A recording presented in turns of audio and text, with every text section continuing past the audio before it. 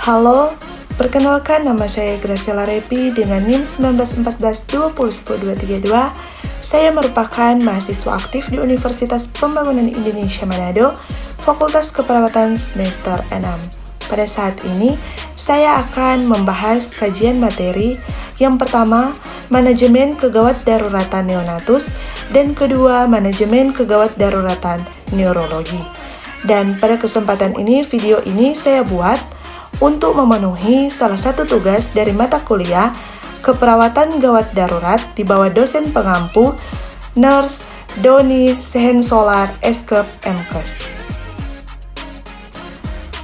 Manajemen kegawat daruratan pada neonatus atau bayi baru lahir memiliki kegawat daruratan neonatal yang mempunyai risiko kematian atau bisa bertahan hidup atau mengalami tanda dan bahaya seperti afiksia, BBLR, kejang, hipoglikemia, hipotermia, dehidrasi berat, gawat napas, dan shock. Afiksia merupakan kondisi medis akibat kekurangan oksigen saat lahiran, yang dapat menyebabkan kerusakan fisik terutama otak. Gawat janin atau distres napas pada neonatus, manajemen umumnya yaitu 1. Jaga kehangatan bayi lebih baik dirawat di inkubator. Kedua, pengisapan lendir. Ketiga, penuhi kebutuhan energi dengan memberikan cairan infus. Dan keempat, tangani sianosis dengan memberikan oksigen. Kemudian kejang. Kejang merupakan tanda bahaya, dapat mengancam nyawa dan kehidupan karena hipoksia otak. Adapun manajemen kejang yaitu yang pertama, pertahankan homeostatis, kedua, terapi etologis spesifik dengan destro, kalsium, glukosa, antibiotik jika ada diagnosis tesis atau meningitis. Selanjutnya, hipoglikemia. Hipoglikemia adalah keadaan di mana hasil pengukuran kesadaran kurang dari 45 gram atau desiliter, kemudian berikan terapi glukosa infus. Kemudian, hipotermia. Hipotermia adalah keadaan penurunan produksi panas dalam tubuh. Adapun manajemen hipotermia yaitu yang pertama, hangatkan bayi dalam inkubator. Kedua, pemberian cairan sesuai kebutuhan. Dan ketiga, periksa glukosa darah. Kemudian dehidrasi. Dehidrasi berat atau kehilangan cairan sehingga menyebabkan dehidrasi. Kemudian shock atau renjatan di mana keadaan destruksi sirkulasi yang mendadak yang mengakibatkan penyampaian oksigen dan nutrisi tidak adekuat. Adapun manajemen shock, yaitu yang pertama, meningkatkan dan menstabilisasikan ABC atau airway breathing circulation, kedua, meningkatkan perkusi jaringan, ketiga, menerapkan diuresis, keempat, koreksi asidosis metabolik.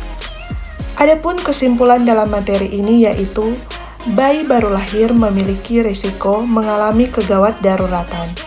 Bayi dengan gawat darurat memerlukan pengawasan cepat dan tepat untuk mencegah kematian dan kecatatan.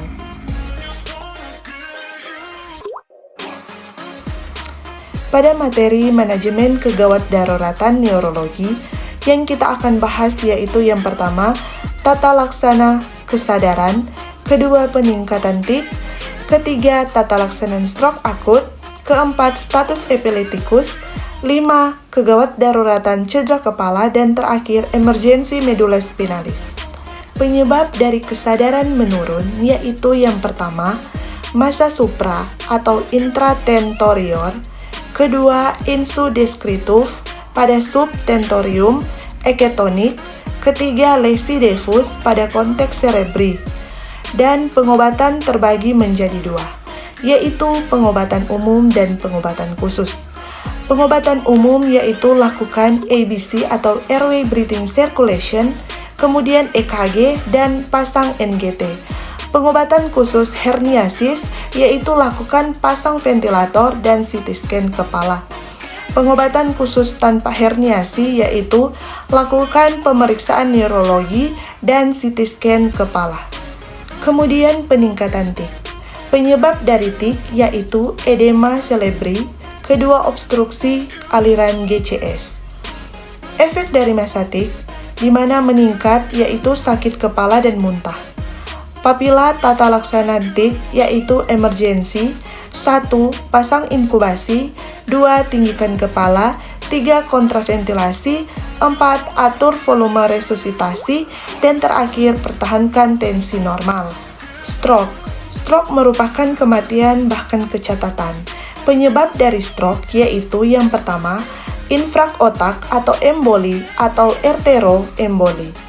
Adapun penata laksanaan stroke yaitu yang pertama, stabilisasikan ABC atau airway breathing circulation, kedua berikan oksigen, ketiga rekam EKG dan foto toraks, dan terakhir konsul dengan dokter saraf.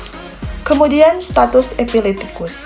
Status epileptikus merupakan serangan epilepsi yang berlangsung terus-menerus selama 30 menit dengan frekuensi 2 kali, di mana penderita tidak sadar adanya serangan. Adapun manajemen epilepsi yaitu resusitasi dan stabilisasikan ABC atau airway breathing circulation. Cedera medula spinalis. Cedera medula spinalis merupakan keadaan kritis yang memerlukan perawatan neuro intensif atau intervensi bedah.